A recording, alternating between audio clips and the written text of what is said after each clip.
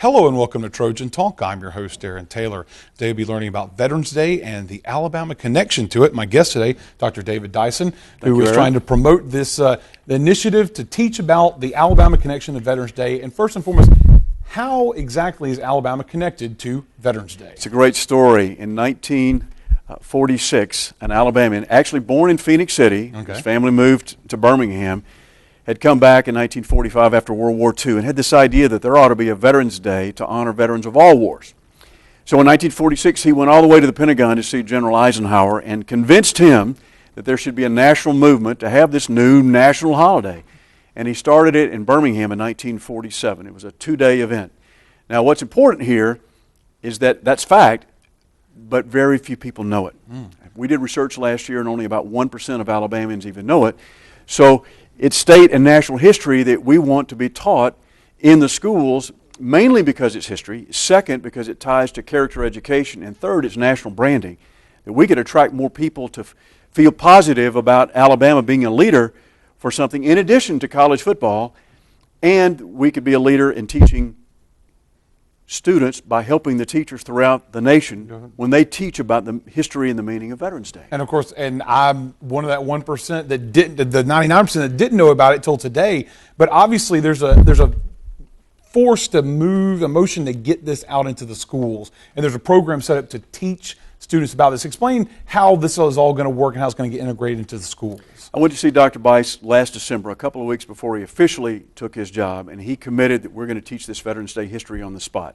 Now, where that's developed since then, we've done the research. It's going into this book next week, which will be a resource to help the lesson plan developers. Got a proclamation from Governor Bentley. The Congressional Record of the United States has added an endorsement. We're one vote away from a Senate resolution that would officially reestablish Alabama as the founding state. Now what's going to happen, this lesson plan is being developed with this information, Dr. Mullins, and it will be ready by next week and it will be posted to what's called ALEX, the Alabama Learning Exchange. So Dr. Bice told me that a communication would go out to all the principals so that they can go to ALEX to get this lesson plan to teach it prior to Veterans Day. And I'm excited. It's the first time in 65 years that it's been done, and if only 1% knew it last year, and if we start by teaching every teacher, every student, their parents, as well as veterans, we ought to bump it up pretty close to 100% in a hurry.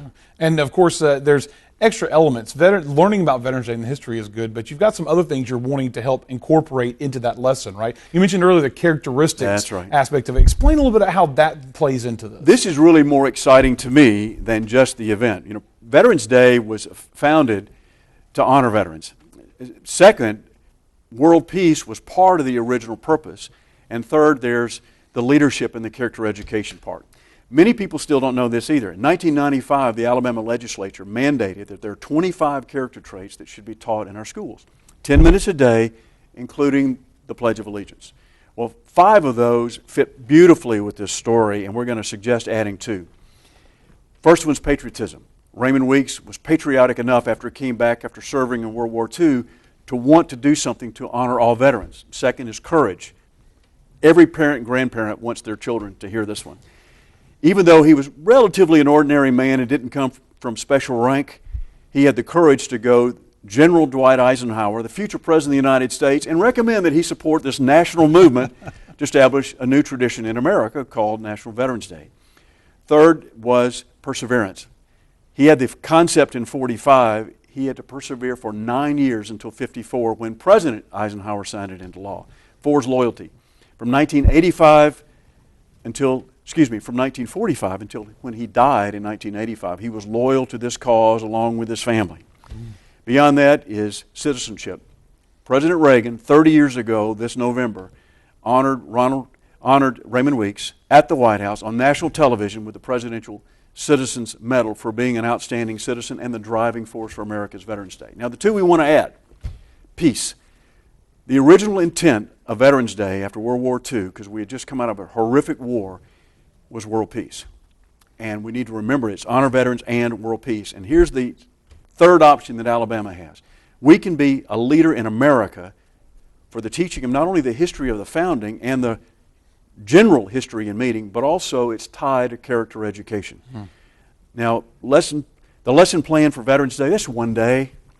But when you think about the millions of students who one day per year get taught about the history and the tie to those 7 character traits, including world peace and leadership, then we've got something pretty powerful. Alabama could be the national leader on teaching this, along with the United States Department of Veterans Affairs and teachers throughout the country. And here's hoping that happens, and it sounds like it's going to be a good plan. I want to thank you for joining me today. My pleasure. And thank you. Looking forward to hearing how these students learn about the program. Thanks for joining me. My pleasure.